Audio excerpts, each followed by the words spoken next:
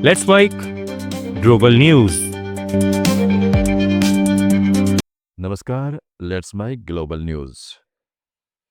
Iran बनाम America Israel युद्ध का आज 21वां दिन है। पिछले 24 घंटों में इजराइल ने तेहरान पर हवाई हमले किए, जहां फारसी नववर्ष नवरोज के मौके पर इजरायली बमबारी की आवाजें सुनाई दी। अमेरिका इजराइल के हमले में ईरानी रिवॉल्यूशनरी गार्ड्स के प्रवक्ता जनरल अली मोहम्मद नैनी मारे गए। ईरान ने बदले में इजरायल के हाइफा ऑयल रिफाइनरी पर मिसाइल दागी, जिससे बिजली व्यवस्था को नुकसान पहुंचा, लेकिन उत्पादन ज्यादा प्रभावित नहीं हुआ। ईरान ने गल्फ देशों पर भी हमले तेज किए हैं। कतर के रास लफान एलएनजी प्लांट पर हमले से करीब 17% निर्यात क्षमता प्रभावित हुई है, जिसे सुधरने में कम से कम 3 से 5 साल लग सकते हैं।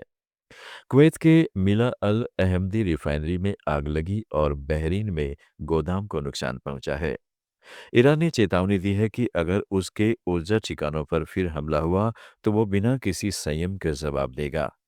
उधर इजरायल के प्रधानमंत्री बेंजामिन नेतन्याहू ने दावा किया है कि ईरान बुरी तरह कमजोर हो चुका है और युद्ध जल्द खत्म हो सकता है। अमेरिकी राष्ट्रपति ट्रंप ने दक्षिणी पार्स गैस फील्ड पर आगे हमले रोकने की बात कही, लेकिन ईरान को कतर पर हमले जारी रखने पर चेतावनी दी। लेबनान में भी इसराइल और हिजबुल्लाह के बीच से लड़ाई तेज हो गई है।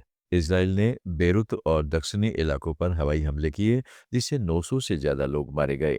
अब तक 10 लाख से अधिक विस्थापित हो चुके हैं। हिजबुल्लाह ने इसराइल पर मिसाइल और ड्रोन हमले जारी रखे हैं, लेकिन इसराइल ने ग्राउंड ऑपरेशन बढ़ाकर हिजबुल्लाह के कई कमांडरों को मार गिराया। युद्ध में ईरान में 1400 से ज्यादा मौतें हो चुकी हैं। इसराइल में 20 के करीब नागरिक मारे गए हैं। दोनों तरफ हजारों लोग घायल हैं। ईरान इजराइल संघर्ष के बीच बड़ी खबर सामने आई है। इस्लामिक रिवॉल्यूशनरी गार्ड कॉर्प्स यानी आईआरजीसी के प्रवक्ता जनरल अली मोहम्मद नैनी की हवाई हमले में मौत हो गई है। आईआरजीसी ने आधिकारिक तौर पर इसकी पुष्टि की है। बताया जा रहा है कि हालिया अमेरिकी इजरायली हमले में उन्हें निशाना बनाया गया। सबसे चौंकाने वाली बात यह है कि मौत से कुछ ही घंटे पहले नैनी ने इजराइल और प्रधानमंत्री बेंजामिन नेतन्याहू के लिए सरप्राइज तैयार होने की चेतावनी दी थी। उन्होंने दावा किया था कि ईरान की मिसाइल क्षमता अपने चरम पर है और दुश्मन को इसका असर जल्द देखने को मिलेगा। ईरान ने इस हमले को कायराना करार देते हुए इसे अपने शीर्ष सैन्य नेतृत्व को खत्म करने की साजिश बताया है। इस घटना के बाद क्षेत्र में तनाव और बढ़ने की आशंका है। नॉर्वे की क्राउन प्रिंसेस मेटे मेरिट ने अमेरिकी यौन अपराधी जेफरी एप्स्टीन के साथ अपने रिश्तों को लेकर बड़ा बयान दिया है।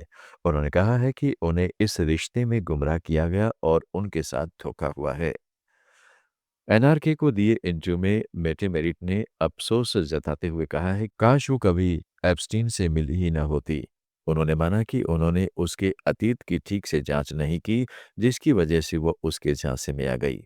इस साल अमेरिकी न्याय विभाग के दस्तावेजों में मेटे मेरिट का नाम सामने आने के बाद नॉर्वे में इस मुद्दे पर बहस तेज हो गई है।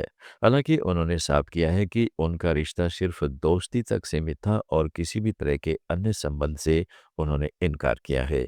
वहीं इस विवाद के बीच मेटे मेरिट की निजी जिंदगी भी सुर्खियों में है।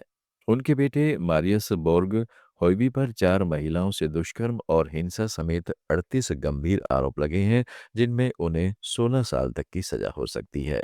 इस पूरे मामले में नॉर्वे की शाही छवि पर बड़ा सवाल खड़ा कर दिया है। अमेरिकी राष्ट्रपति डोनाल्ड ट्रंप एक बार फिर अपने विवादित बयानों को लेकर सुर्खियों में है। व्हाइट हाउस में जापान की प्रधानमंत्री सनाए तकाइची की मौजूदगी में ट्रंप ने 1941 के पर्ल हार्बर हमले का जिक्र करते हुए मजाकिया अंदाज में कहा, सरप्राइज के बारे में जापान से बेहतर कौन जानता है। इस बयान के बाद कूटनीतिक हलकों में हलचल मच गई है। पर्ल हार्बर हमला अमेरिका के इतिहास का बेहद संवेदनशील अध्याय है, जिसमें हजारों अमेरिकी सैनिक मारे गए थे। हालांकि यह पहला मौका नहीं है जब ट्रंप ने विदेशी मेहमानों के सामने ऐसा व्यवहार किया हो। इससे पहले वे यूक्रेन के राष्ट्रपति व्लादिमीर जेलेंस्की और जर्मनी के चांसलर फ्रेडरिक मर्ज के साथ भी तीखे और असहज बयान दे चुके हैं। ऐसे में सवाल उठ रहा है कि क्या यह ट्रंप की आक्रामक कूटनीति है या फिर सुर्खियों में बने रहने की रणनीति। जुड़े रहिएगा लेट्स माइक के साथ।